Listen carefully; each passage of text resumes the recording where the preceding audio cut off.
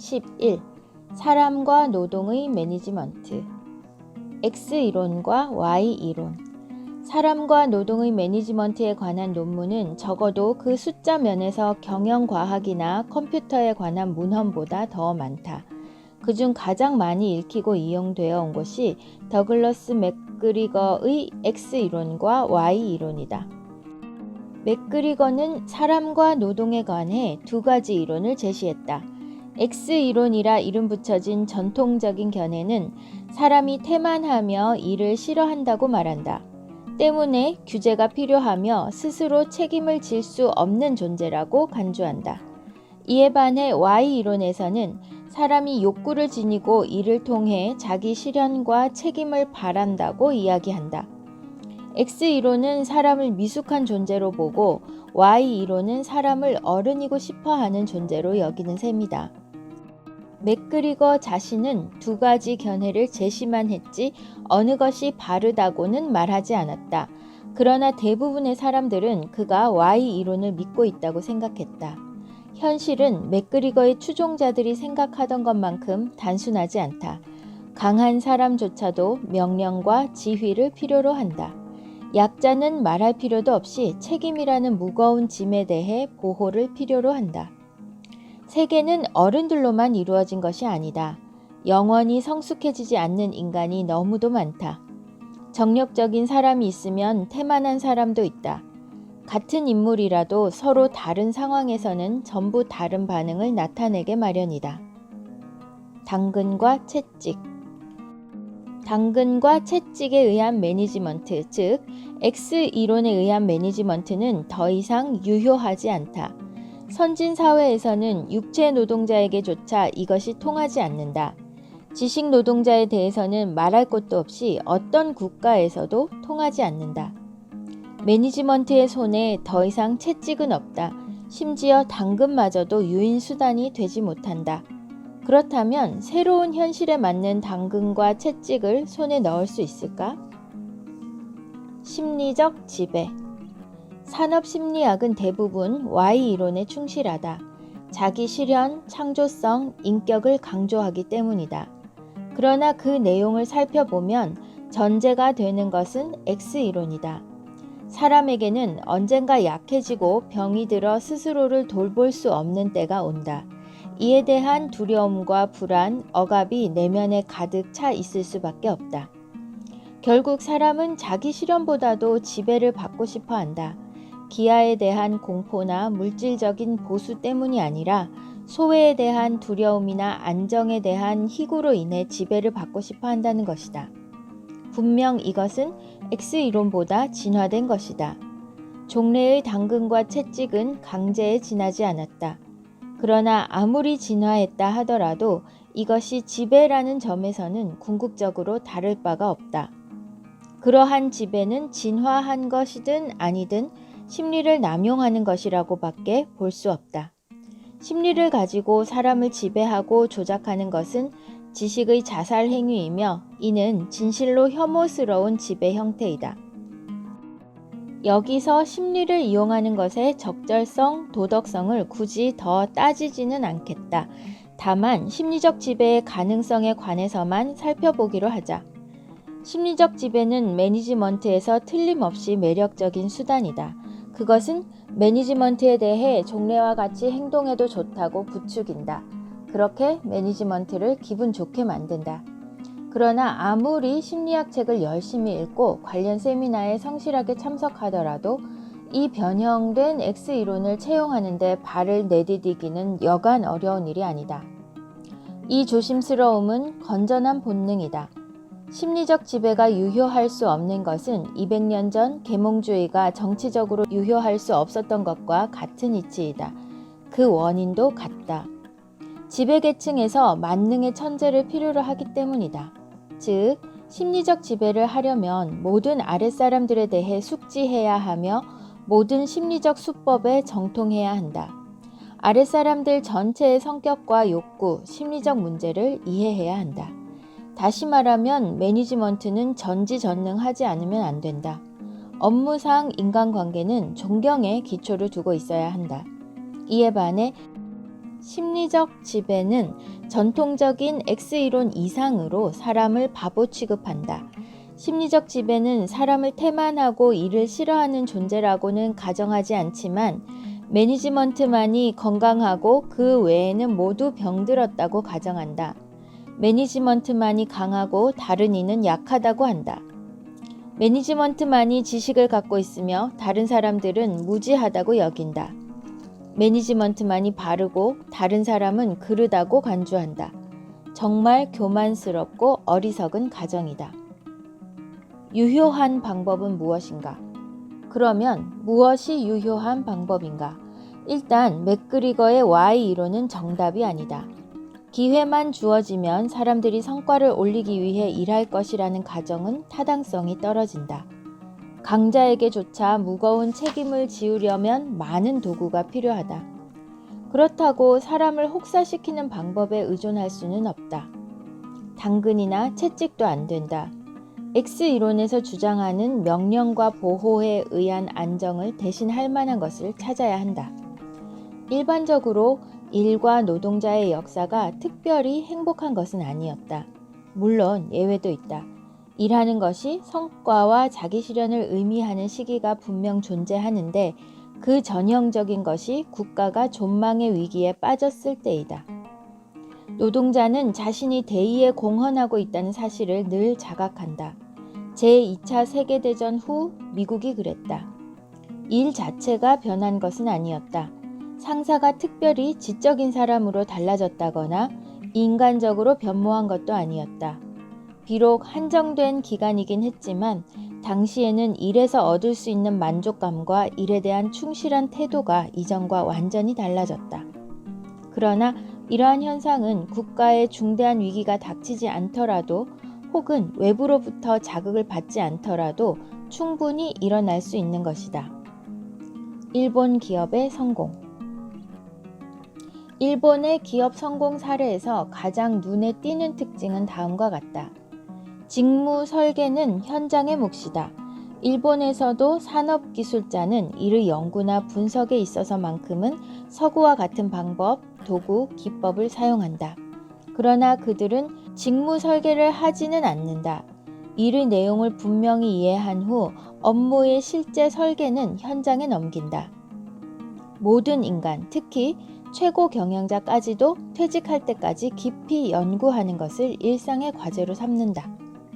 종신고용제를 택한다. 적어도 대기업에서는 채용이 되기만 하면 평생 직장이 보장된다. 복리후생이 임금과 같은 정도로 중시된다. 강력한 리더를 키우는데 큰 관심이 없다. 풍파를 일으키지 않을 평범하고 소심한 사람을 뽑아 육성하는 데 이상적이다. 조직의 모든 계층이 의사결정에 동참한다. 이는 의사결정 프로세스 자체에 참가한다는 뜻이 아니라 의사결정에 대해 생각하는 일에 동참한다는 뜻이다. 즉, 권한에 따른 참가가 아니라 책임에 따른 참가인 것이다. 종전 후 불과 20년 사이에 일본을 세계 제2위의 경제 대국으로 도약시킨 독립심 강하고 공격적인 톱 매니지먼트가 이러한 시스템에서 만들어졌다는 것이 믿기 어려울 정도다. 그러나 일본에서는 종신고용제로 인해 취직이 보장되고 또 취직 후 25년간은 연공 서열에 따라 승진하기 때문에 젊은이들을 살피고 육성하는 일이 매니지먼트의 첫째가는 책임으로 여겨졌다. 이러한 일본의 관행은 예로부터 내려오던 것은 아니지만 일본의 기본적인 신조와 가치관을 잘 반영하고 있다. 때문에 이를 서구의 토양에 이식하는 것이 불가능하다고 이야기하는 사람들도 있다. 그러나 그 바닥에 있는 사고방식은 꼭 일본 특유의 것이라고만은 할 수 없다. 같은 생각이 서구에서도 똑같이 효과를 발휘하고 있는 현실만 보아도 그러하다. 차이스 방식의 비밀. 19세기 독일 경제의 성장기에 광학 산업이 완수한 역할은 말할 수 없이 크다. 그것은 주로 차이스사의 예나 공장에서 완성되었다고 해도 과언이 아니다. 칼 차이스는 렌즈 제작을 가업으로 하는 장인이자 위대한 발명가였고 동시에 이노베이터였다. 그는 물리학자 에른스트 아베와 파트너십을 맺었다. 1888년 차이스사를 물려받은 자가 아베였다. 아베는 최초의 과학자 출신 발명가로서 놀라울 정도로 생산적이었다. 그는 정밀 렌즈 제작에 이노베이션을 몰고 왔다. 그러나 그의 최대 위협은 발명이나 기업 경영보다는 일하는 것과 노동자에 대한 매니지먼트에 있다. 차이스사의 아베는 테일러와는 관련이 없었는데도 불구하고 과학적 관리법이란 설명 외에 도저히 이름 붙이기 어려운 일을 해냈다. 광학 유리를 제조하는 데 필요한 프로세스와 정밀 렌즈로 가공하는 데 필요한 프로세스를 각각 분석한 후 이 두 가지를 통합했던 것이다. 그는 헨리 포드가 20년 후에 행한 것처럼 이를 조직화하는 데까지는 이르지 못했다.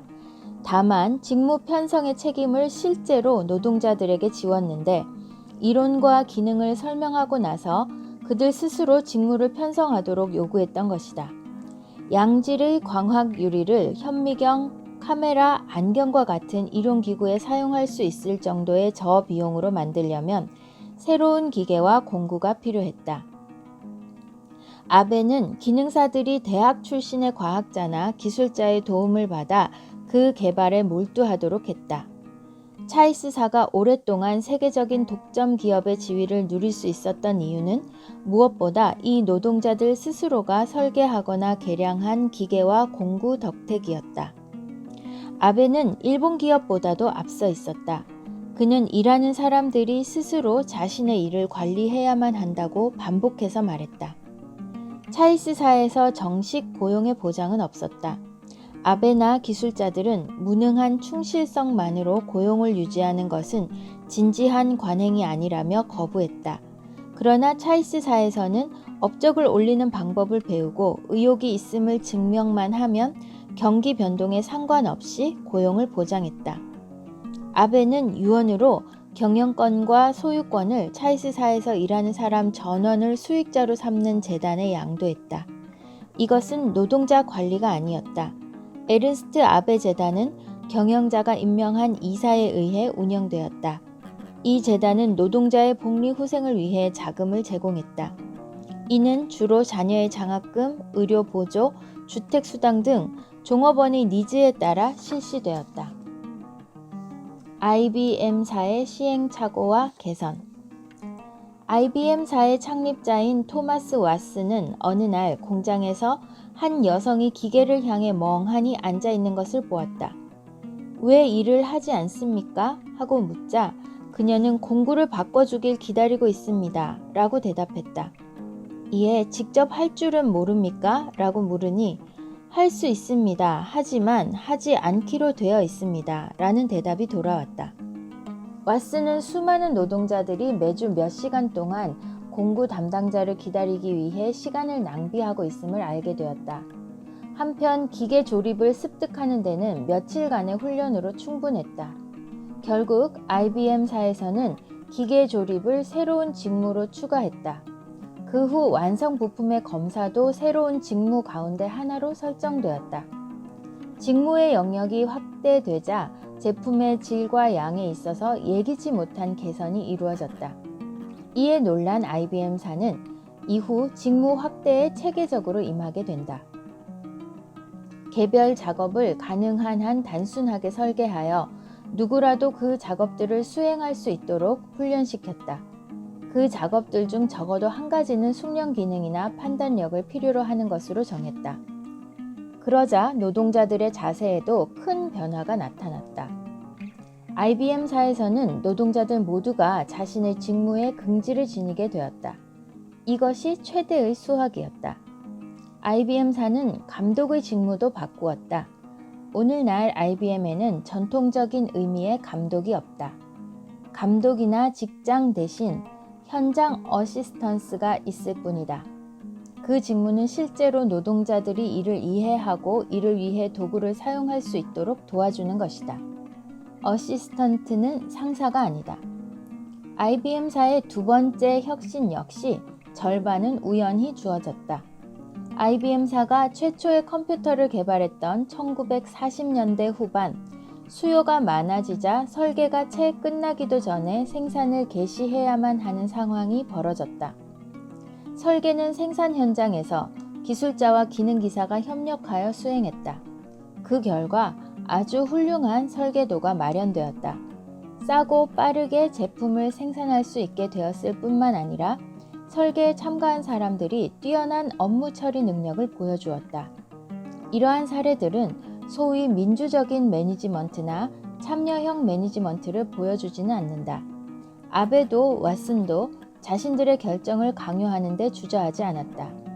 이러한 매니지먼트의 성공 사례는 현대의 이즘보다 훨씬 중요한 사실을 나타낸다.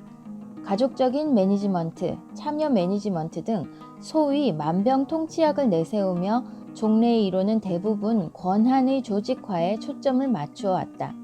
이에 반해 일본 기업과 차이스사의 아베, IBM사의 왓슨은 책임의 조직화를 행한 것이다.